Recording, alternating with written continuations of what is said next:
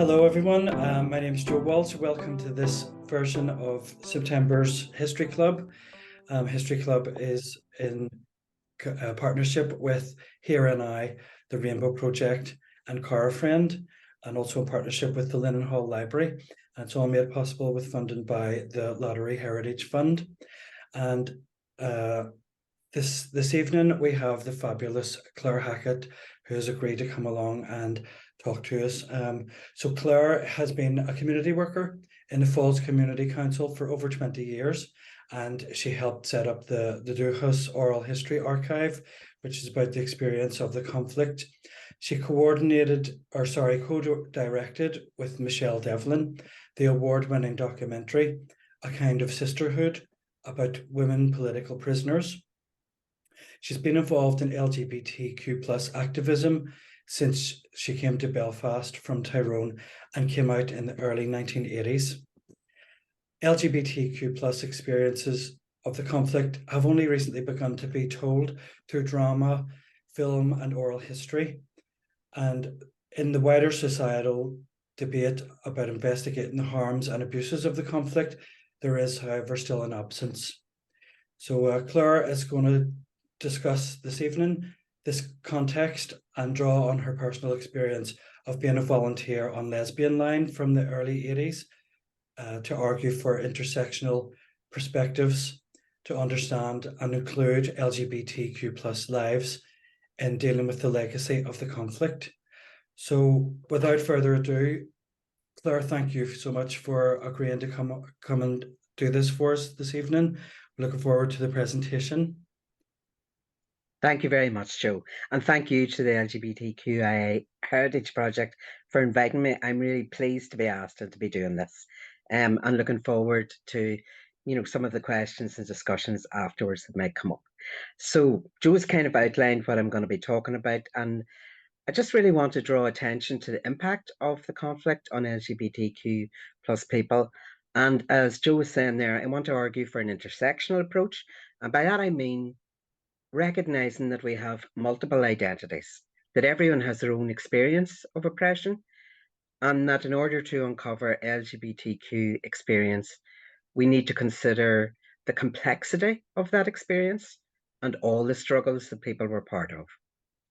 So I'm going to outline some of that, going really from my own experience, and I'm going to finish by outlining the need to create a continuity of LGBTQ plus history. So, as I said, I'm going to draw on my own experience as a volunteer on Lesbian Line for 16 years from the mid-80s, and my experience as a community worker in Falls Community Council, working on oral histories about the experience of the conflict and advocating for truth recovery and investigation at an official level. So, I was in my early 20s when I joined Lesbian Line in 1984, I think, as a volunteer, and was just coming out to myself then. The line had been started up a few years before. My friend Heather Fleming was one of the founder members, and years later, when Heather wrote about the history of Lesbian Line Women's News, she describes how hard it was to create an ongoing service. So that photograph is myself and Heather at the first, I think, Pride March. So an early photograph. And here is that article in Women's News that she wrote. So in those early years, there were only a handful of us. We advertised the helpline in the personal ads section of the Belfast Telegraph and answered the phone every Thursday evening from 7 to 10 p.m. 7:30 to 10 p.m. I'm looking at the screen and getting a bit corrected.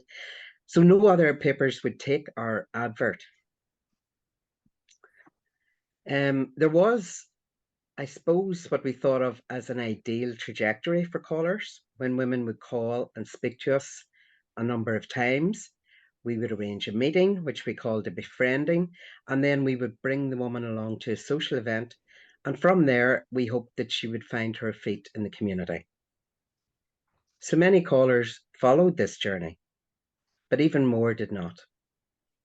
We had many callers who rang us week after week over years.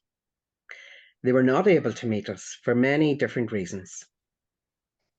Nearly every Thursday night, we would receive silent calls And although we could not be sure if some of these were prank calls, we felt that most were from women who could not even speak their experience because of fear. So what we would do then was talk into that silence for as long as we could to try and make the connection we felt the caller was looking for. So I've noticed that one of the things that is often said about the gay community during the conflict was that we came together and other differences were forgotten. But I don't think that's completely true. Even in my group of friends, there were differences that were sometimes, but not always, acknowledged between us. For example, some of us were active in the women's movement and others were not. Some of us would go to the marches in support of political status and rights for prisoners, and others not. And I now know that when I would go to the annual picket of Armagh Jail and later McGabbery Jail, and we called out the names of the women prisoners, that two of those women were lesbian. One was Brenda Murphy, who many years later I would get to know when he gave an interview to the Oral History Archive and Falls Community Council about her life history. And in that interview, she doesn't talk about being lesbian. I asked her and her interviewer, another lesbian woman, Mary Query, why, and they both said that there was another story she needed to express and be acknowledged first. And that was her experience as a Republican prisoner who was on the No Wash protest and who gave birth in jail under horrendous circumstances. I asked them both what would enable her to talk about her whole experience, including her lesbian experience, and they said that this was a process and that another interview would be needed to facilitate that. The other woman I would get to know was Mary Ellen Campbell, who most of you will know from her brilliant work in the LGBTI Heritage Project. And of course, Mary Ellen made history in other ways when she became the first openly gay Deputy Lord Mayor of Belfast in 2016. So it is true that many of us did come together as a gay community and set aside our differences because what connected us was both so essential for us and at the same time so stigmatized by wider society. We built a community of support. But there were many LGBTQ people who did not or could not choose this community. Transgender people were even more invisible than gay, lesbian, and bisexual people. I remember one young woman who was part of our lesbian circle in the late 80s and 90s later came out as a trans man, and that tells me how hard it was for him, how much harder it was for him, and how much more difficult it was to be trans. And we know how that prejudice and discrimination is now playing out in our current politics. Working in Lesbian Line showed me that some women were simply not able to be part of a queer community. Women who were trapped in marriages, women with children who had to make impossible choices in a time when being lesbian meant that you could lose custody of your children, women who had not the means to travel, women who needed their families or communities more than a precarious LGBTQ community and were therefore forced to suppress a core part of themselves. Some people who worked in jobs like teaching or youth work felt terribly vulnerable, and this was perhaps particularly true of gay men. I can also remember talking on the line to women in the security forces who did not feel able to go to social events because such events had a history of harassment by the security forces and were still very stigmatized. And there was a danger in meeting someone whose background was too different to be safe. This was the case, I think, for all those involved in the various armed and military organizations in the conflict. I think it must have been the dilemma for Darren Bradshaw, even much later in the conflict in 1997, which was actually the beginning of the peace process. He was a young RUC officer, aged 24, he was killed by the INLA in a gay bar, the Parliament. It was reported that he was a regular at the bar, despite RUC advice against their officers going to city centre bars because of security concerns. He would not have been able to be fully out in the RUC at the time. He must therefore have felt a strong need to be there, despite the risks, in order to find support for his gay identity.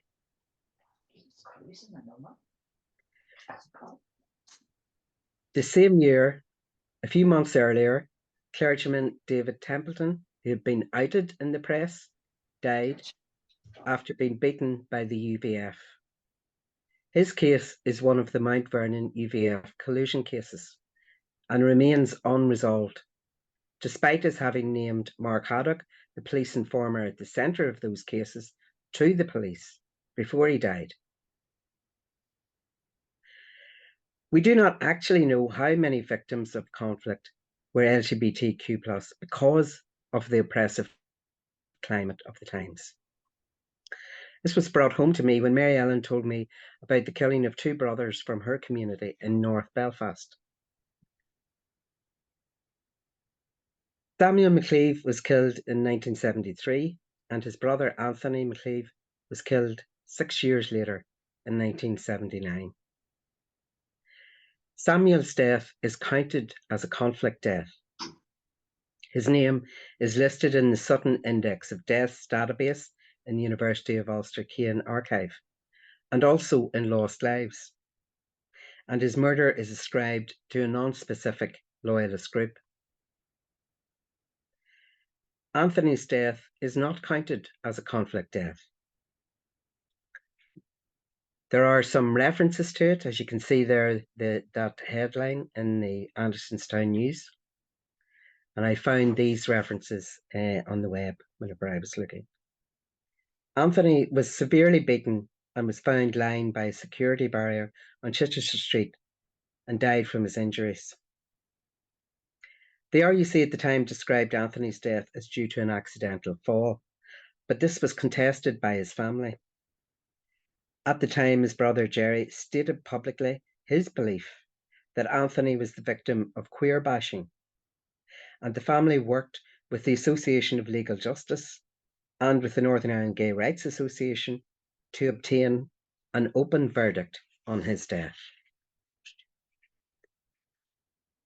This was a very courageous stance to be taken by his family, I think, because of the great stigmatisation of homosexuality at the time.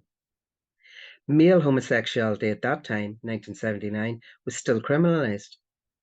It wasn't until 1981 that Jeff Dudgeon successfully brought a case to the European Court of Human Rights and brought about a case in the law, change in the law. There was no proper investigation of Anthony's death, nor of the others I've listed, and no one has been brought to justice. We will probably never know how many victims of the conflict were LGBTQ because so many were simply not able to acknowledge that part of themselves to others, even those closest to them. It is hard to contemplate the extreme isolation and despair that so many must have endured, and that would have had such consequences for their mental health. Even for those who found a family in the gay community, this was not recognised by others. Jeff Dudgeon has made the point to me that in investigations involving LGBTQ people, there needs to be recognition of partners and close friends of victims. This was not done in previous investigations by the police-led historical inquiries team, and it is an omission that any future process should address. For many years, human rights and victims groups have been campaigning for a comprehensive, official truth recovery process that would investigate all conflict deaths. That is an ongoing campaign that faces many obstacles and has been set back by the legacy bill recently passed by the Conservative government. But the campaign for truth recovery is strong. And when this process does happen, as I believe it will, there will need to be an LGBTQ lens. Without this, we disappear from history, and there is no full accounting of the harms inflicted.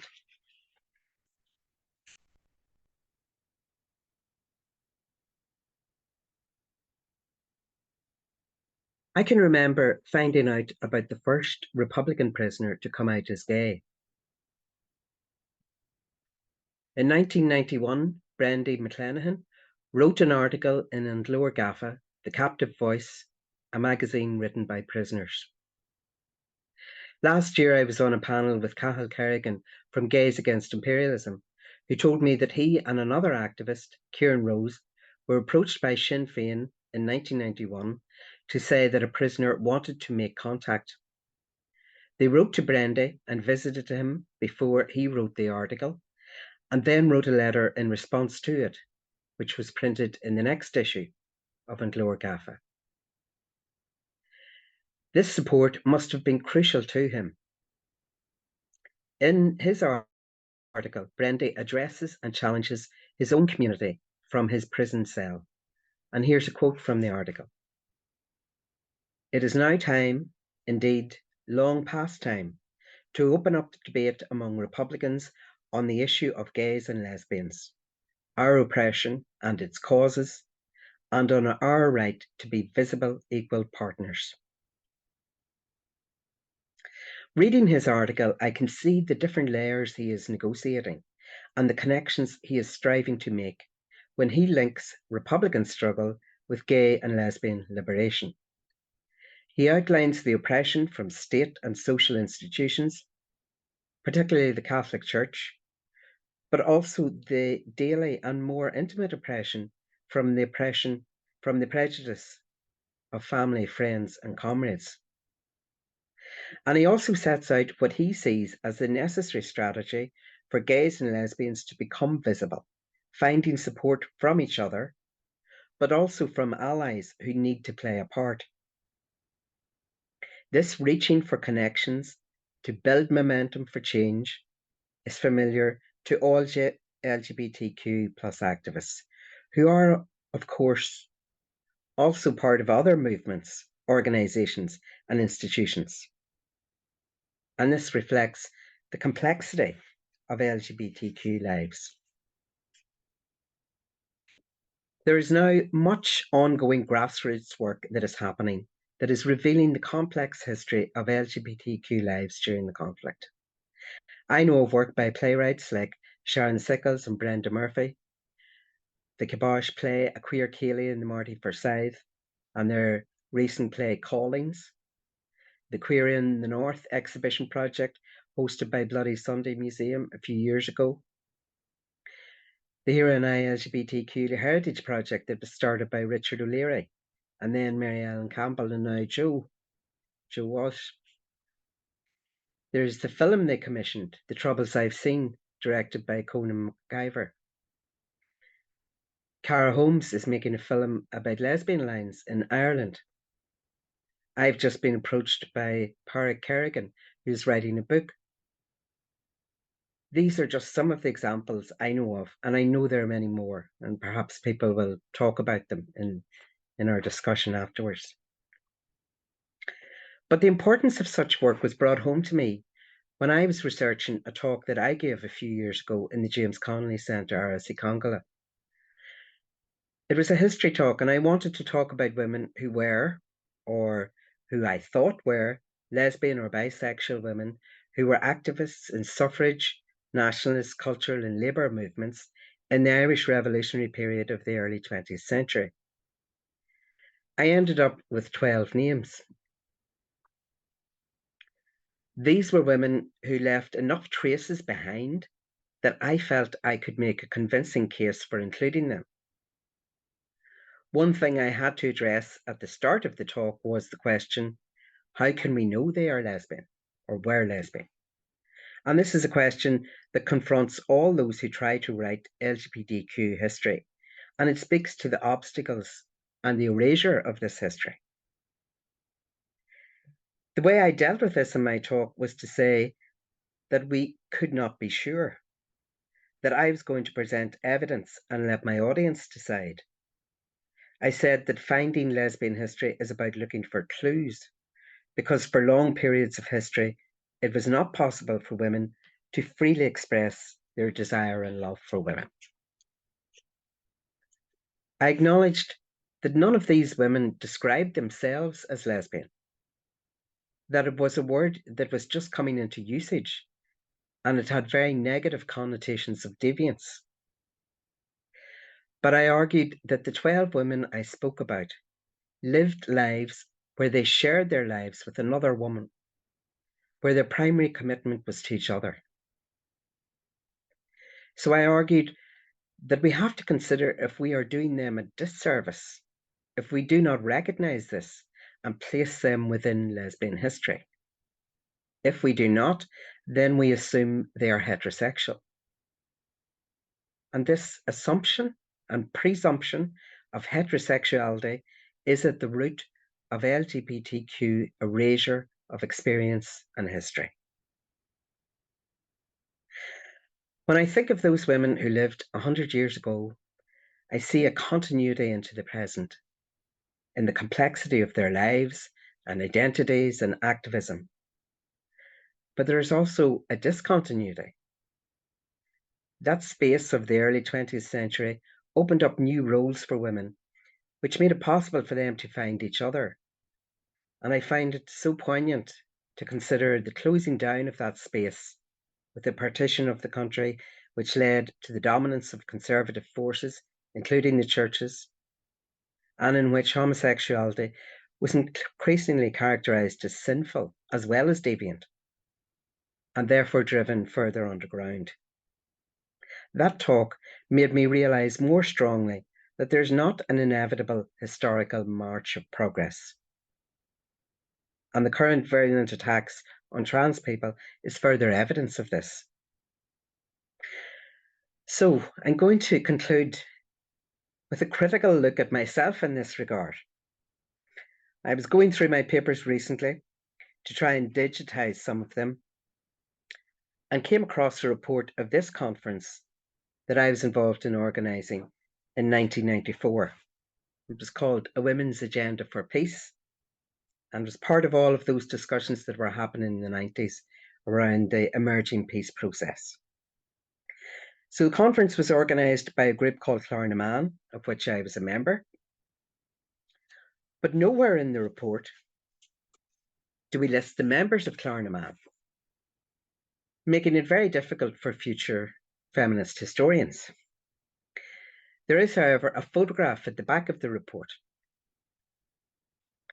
So I realised when I looked at it that of the 13 women there, over half were lesbian or bisexual.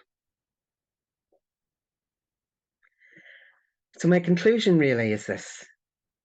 Because of the extreme stigmatization of LGBTQ people during the conflict, there has been an erasure of our experience. I want to argue that our experience in all of its complexity needs to be uncovered, recognized, and integrated into our understanding of the conflict and its impact. And that in doing this, we help to prevent recurrence and protect future generations.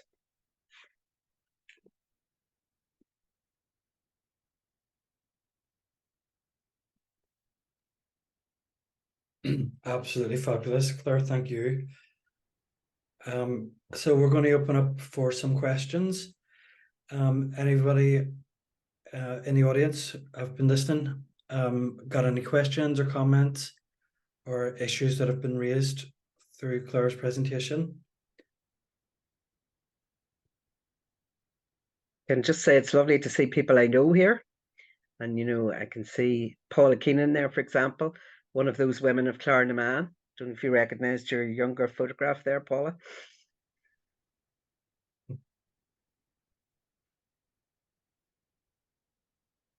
Sorry, Paula, you're on mute. Yes, looking longingly at my younger self. Claire, and those happy days of the 90s. When you were talking, one of the things I remembered was that I think somewhere around that time, somewhere around the mid-90s, Mary Query and myself were asked by Sinn Féin, by Owen O'Brien, to do awareness training for Sinn Féin councillors. And I think that's probably one of the first instances of a political party taking that on board. I haven't heard of anybody else from around that time. Yes, I think that could be true. Do you know, I was listening to Channel 4 News last night, and it was about it was actually about the, what do you call it, the train HS2, you know, the new sort of train development. Yeah, so there was a woman came on it from Manchester, a Labour councillor, Labour, you know, leader in Manchester Council. And I'm just not able to recall Wilson, I think maybe her surname was. Or is that true? Anyway, she spoke so well, right? She just spoke. I just was so impressed with her. I thought, the way you do, I thought I must just Google this, right? And look up who this woman is. So it turned out she had a bit of a Manchester accent, I thought, you know, and I didn't recognize her accent as being from here, but turned out that she was born here. So I'm hoping some of you are now going to start, you know, doing a bit of a Google search to find out who this woman is, because I just can't recall her name. But whenever I was then looking up her, more about her, and I thought it would be great if I could hear more from her, because she just spoke so eloquently. But she actually said in an article somewhere that I came across, she'd written that whenever she was coming out, I think it was in the 90s, that the only party at that time she felt, you know, that approached them, and the group that she was involved in, or the community she was involved in, were interested, was Sinn Féin. So it might kind of overlap with that, Paula. That's a bit of a long-winded answer. I see Mary there, so maybe she can remember better than me.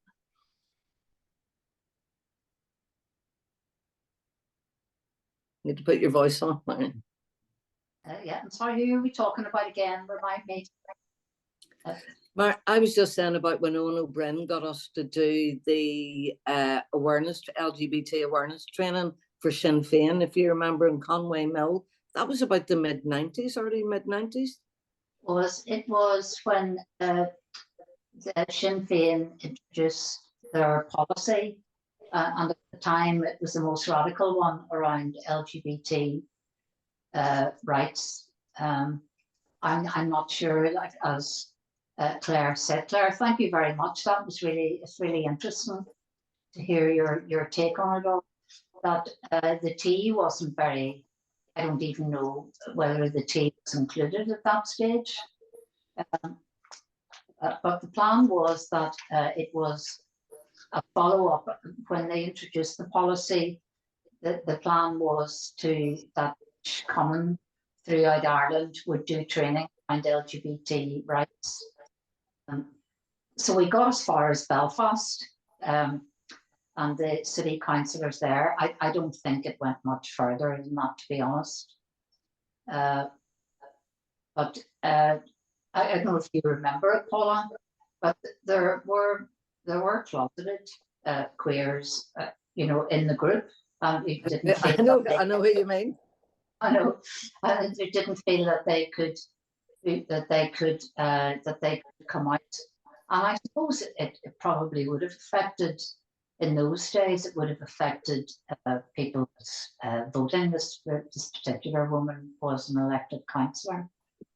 I suppose one of the things that occurred to me, Claire, that you were saying that in those days that it was probably harder for gay men. But when I worked in the Women's Centre, which was in Donegal Street at the time, from 81 to 84, it was the time of you know, that the whole Kincora,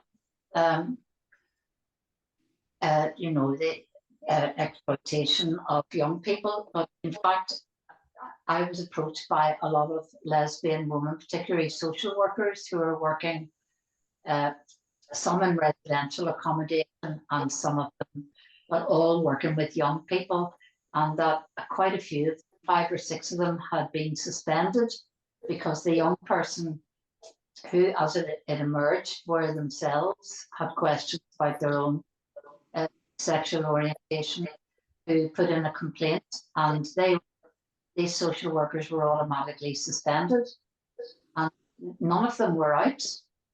Yeah. It was horrendous for them, and there was only one woman who took a case and who won her case, and it was NIPSA, one of the full-time officials there was very supportive of her, and she ended up with a pension, but they wouldn't take her back on as a worker. So it was very, very difficult.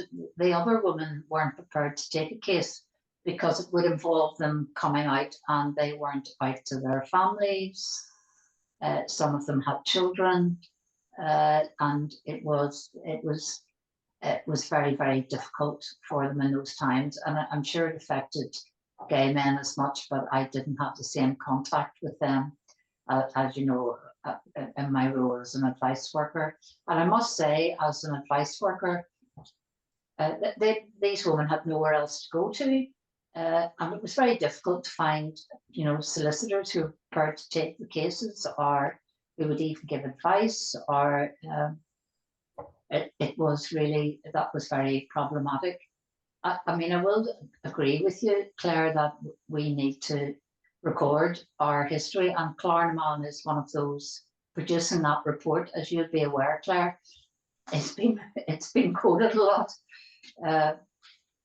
near and far, but it wasn't considered a central issue in those times, that we didn't highlight the issue of what it was like for ex-prisoners who were lesbian, or to view queer rights as being as important as other struggles that were taking place. I know. I suppose it just strikes me the fact that, we've definitely made it quite difficult for people. We haven't even listed who Claremont were, so, and, things like that. Once you start doing research, you realise how important these things are. But when you say there about family, I mean, and Brian, I think I've seen you in the chat mention Anthony McLeave. I was just struck by the courage of his family at that time, insisting that that the reason he was killed was because of his sexuality, and wanting to make that public, and actually working with both the Association of Legal Justice and NAGRA, the Northern Ireland Gay Rights Association, to try and at least get an open verdict on his case. But then the other thing that struck me was that his brother, as I mentioned in the talk, his brother Samuel was listed as a conflict death. If there is going to be a investigation of all the conflict deaths, and many of the victims and human rights groups are holding out strongly for that process to happen, then Samuel's death would at least be investigated in a future process like that. I mean, not under the law we have at the moment, and especially with the legacy bill that has gone through, but in a future process, Samuel's case would be investigated. Anthony's would not, because it would not be deemed to be a conflict death.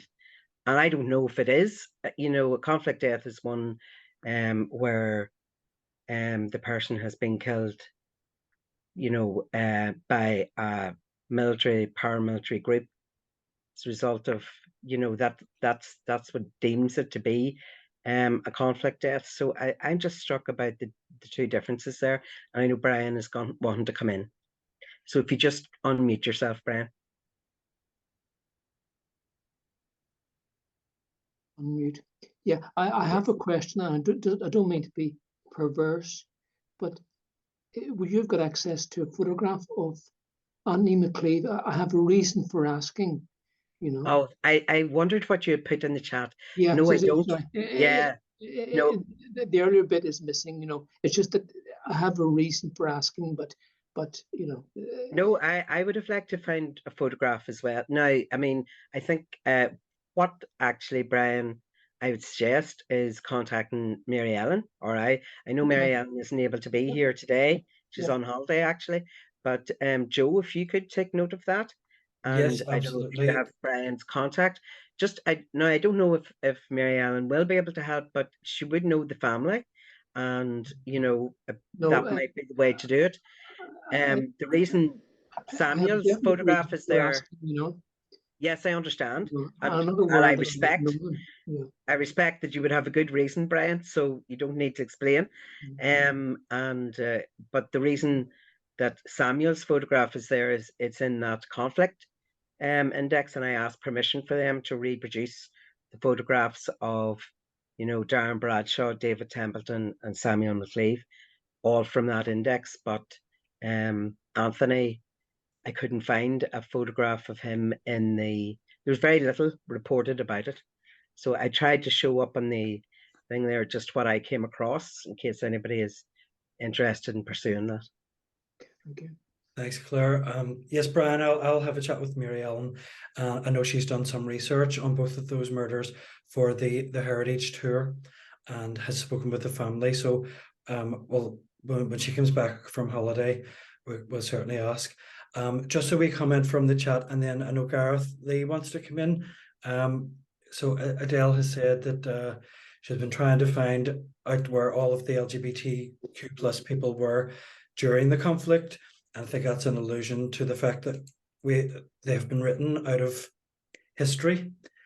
And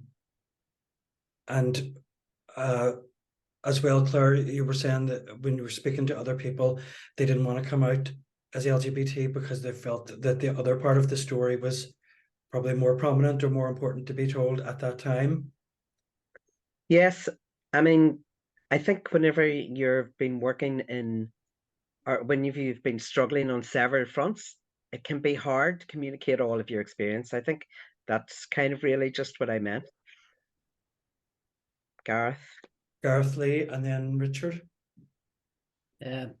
Thanks, Claire, for a really interesting insight. It was about recording your history, and some of those photographs are absolutely fascinating with the old banners and stuff. Does anyone know where, if that material still exists? Does the old lesbian line banners, the political prisoner banners?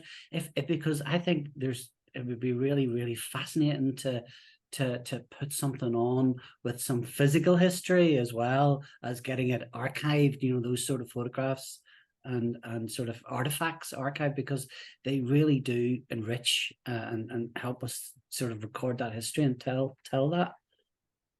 Well, I'm going to say we were very lucky with the lesbian line banner, because I'm fairly sure that was designed for us, and we had another really beautiful one after that by Ruth McCarthy, who many of you will know is the director of Queer Arts Festival, and so unless Ruth possibly has it, or maybe we would have kept it in the lesbian line offices.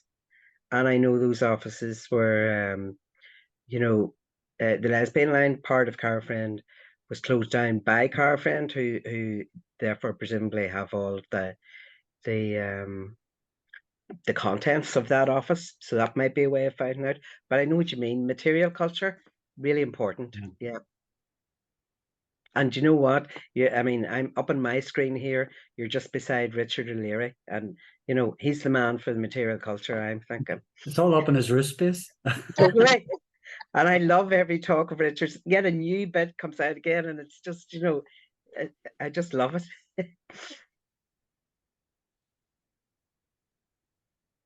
And actually, Richard, you were wanting to come in, weren't you? Yes. Yeah, Claire, it's lovely to hear you talk, because I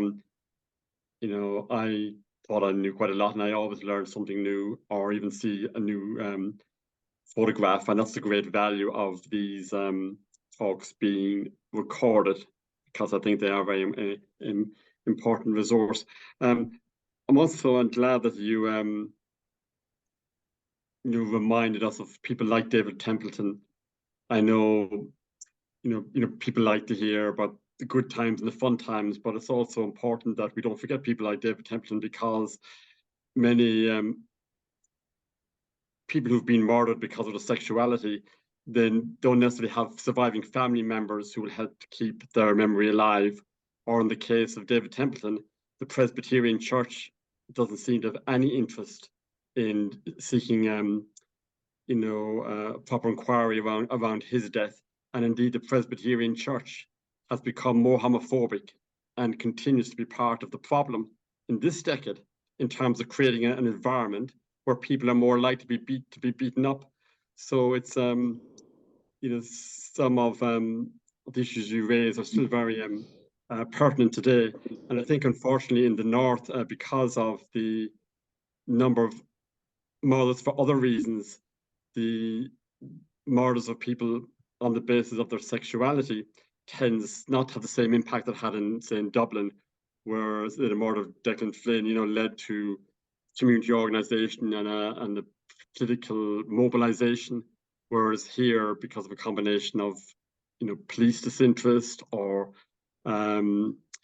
just the normality of deaths, that those individuals' deaths haven't had maybe the impact that they might have had, which we see in the deaths in Dublin, which were a cause of mobilisation, and that's some positive outcomes from that. Oh, that's so insightful, Richard. I hadn't thought about it that way before, although I do exactly remember, what you're saying. I mean, in Dublin, the sense that you had that this had created a sense of revulsion that people were going to, rise up against it, and something was more normalized here. I can remember, just seeing in the news about David Templeton's death. That was my, the first one at the time that I was aware of, and then just struck about the kind of silence that happened, afterwards. Did you know him personally, Richard? No, but one of the things that I'm very conscious of that period is the bad behaviour of the tabloid press and the Sunday World, the way that they systematically harassed people, which Yes. exacerbated their personal situation. And they haven't apologized for that, and it really was a case of I think those newspapers contributing to tragedies. Sometimes there were suicides because of people who were just harassed by the tabloid,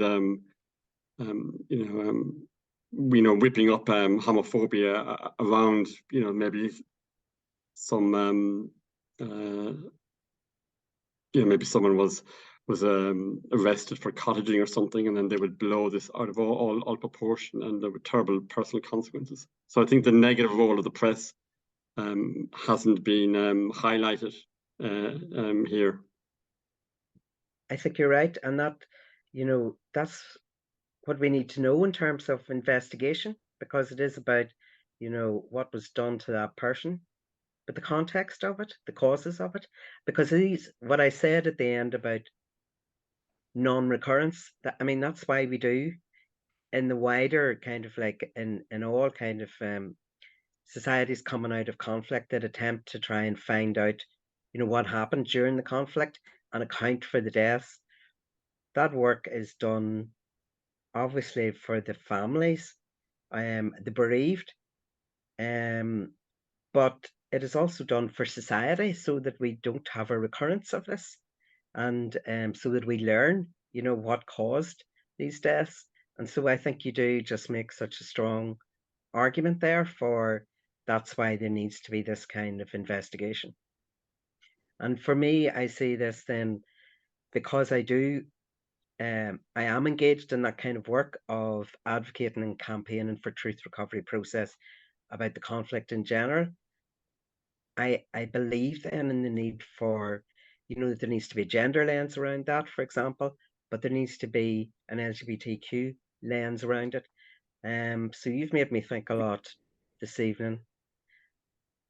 But also Jeff was one of the people that, made me think of whenever there was an attempted investigations before through the historical inquiries team, what they were doing and were supposed to be doing was contacting the closest, relatives of the people who were killed.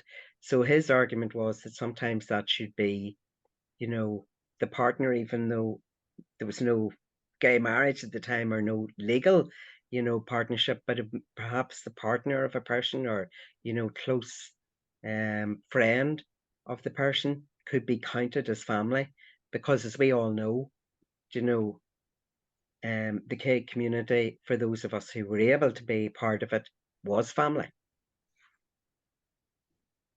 Absolutely. At this point, I'm going to stop the recording, and then we'll have some time for extra questions. So just bear with me.